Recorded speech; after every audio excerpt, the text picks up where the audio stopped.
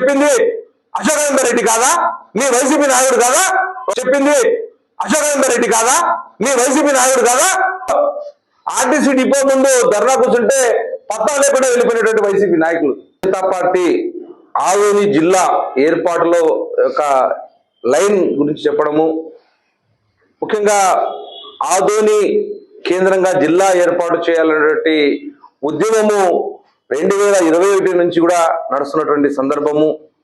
అప్పటి నుంచి కూడా Bharatiya Janata party clear cut గా అధికార వికేంద్రీకరణ భాగంగా చిన్న జిల్లాల ఏర్పాటుతో అధికారం వికేంద్రీకరణ జరుగుతుంది, గ్రామ స్థాయిలో క్షేత్రస్థాయిలో పరిపాలన సులభంగా జరుగుతుందనే ఉద్దేశంతో 2021 నుంచి కూడా భారతీయ జనతా పార్టీ కార్యకర్తలు ఆదోని జిల్లా ఉద్యమంలో చురుగ్గా పాల్గొంటూ 2022లో అప్పటి ప్రభుత్వం జగన్ గారి సారథ్యంలో జిల్లాలను ఏర్పాటు చేసే సందర్భంలో కూడా 46 రోజులు దీక్షా శిబిరంలో కూర్చున్న సందర్భంలో భారతీయ జనతా పార్టీ కార్యకర్తలు కూడా ఎంతో యాక్టివ్ గా ఆదోని జిల్లా కోసము అప్పటి నుంచి కూడా పోరాడుతున్నటువంటి సందర్భం.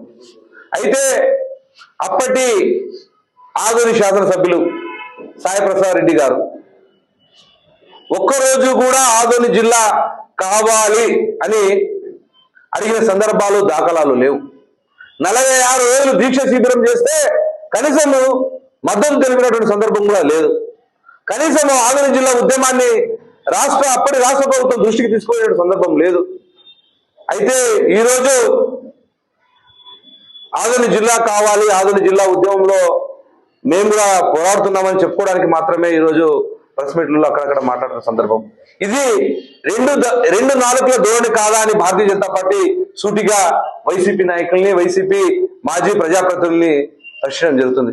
ఎందుకంటే ప్రస్తుతం భారతీయ జనతా పార్టీ తరఫున ఉన్నటువంటి గౌరవ శాసనసభ్యులు పివి పార్థసారథి గారు తాను ఎమ్మెల్యే అయిన క్షణమే తాను ఎమ్మెల్యే అయి అసెంబ్లీలో ప్రమాణ స్వీకారం చేసినటువంటి సందర్భంలో ప్రమాణ స్వీకారం చేసిన వెంటనే ఆదోని జిల్లా కేంద్రంగా ఆదోని జిల్లాని ఏర్పాటు చేయాలని, అదేవిధంగా ఆదోని ప్రస్తుతం ఉన్నటువంటి మండలాన్ని 4 మండలాలుగా విభజించాలని రాష్ట్ర ప్రభుత్వం ముందు ఆదోని వాసుల తరపున, ఆదోని ప్రజల తరపున, ఆదోని కార్మికుల తరపున, ఆదోని రైతుల తరపున గళమెత్తినటువంటి వ్యక్తి ఈరోజు ఆదోని శాసనసభ్యులు.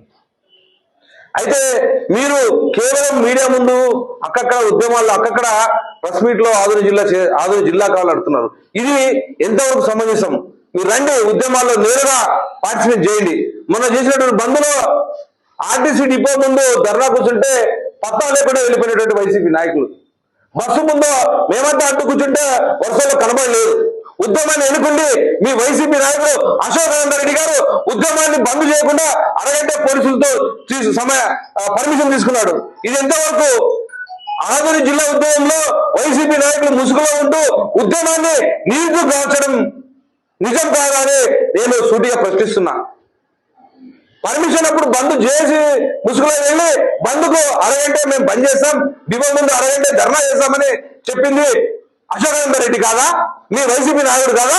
ఒకసారి అశోకానంద రెడ్డి సమాధానం చెప్పాలి.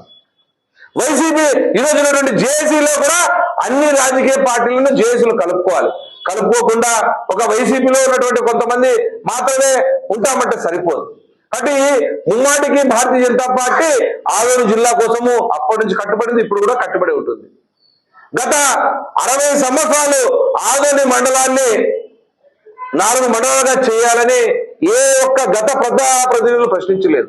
అయితే ఆదోని 4 మండలాలు చేయాలి జనాభా ప్రాతిపదిక ప్రకారాన్ని ఈరోజు పివి పార్థసారథి గారు గళమెత్తితే కనీసం మద్దతు ఇవ్వడానికి కూడా ఈరోజు మీకు మనసు రావడం లేదు.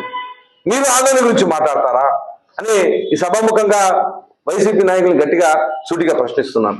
ఇకపోతే మెడికల్ కాలేజ్ అంశంలో అప్పటి ప్రభుత్వము ల్యాండ్ అసైన్మెంట్ చేసి ఏవైతే ల్యాండ్ అయితే కొన్నారో ఆ కొన్న పొలాలన్నింటినీ కూడా నాబార్డు బ్యాంకులో తనఖా పెట్టి కొన్ని 100 కోట్లు తెచ్చి ఆదోని కోసము సుమారుగా ఇంచుమించు 500 కోట్లు అనుకుందాం తెచ్చి ప్రారంభం చేయాల్సినటువంటి సందర్భంలో ప్రారంభం చేసే సమయానికి కాకుండా 9 నెలలు లేట్ చేశారు. వాళ్ళ సొంత అసెంబ్లీ, వాళ్ళ సొంత కడపలో ఏమైతే వెంటనే మెడికల్ కాలేజ్ పనులు ప్రారంభించి ముగించుకున్నారు. ఆదోనిని అప్పటి సీఎం గారు ఆదోని మెడికల్ కాలేజ్ విషయంలో నిర్లక్ష్యం చేసినటువంటి మాట వాస్తవం కాదా? 9 నెలలు మీరు ప్రారంభించాల్సిన సమయం కాకుండా 9 నెలలు లేట్ చేసింది మీ ప్రభుత్వం, అప్పటి ప్రభుత్వం కాదా? ఎందుకు 9 నెలలు లేటుగా ప్రారంభించాల్సి వచ్చింది? అదే 9 నెలలు ముందు చేసింటే అసలు మెడికల్ కాలేజే ఇప్పుడు అసలు సంశయమే ఉండేది కాదు. లేటుగా చేసి వచ్చిన నిధులన్నింటినీ కూడా పక్కదారి పెట్టించి వచ్చిన నిధులన్నింటినీ కూడా వేరే కార్యక్రమాలకు వాడుకొని ఇప్పుడు కూటమి ప్రభుత్వం మీద మెడికల్ కాలేజ్ విషయంలో నిందలు వేయడం సరికాదు.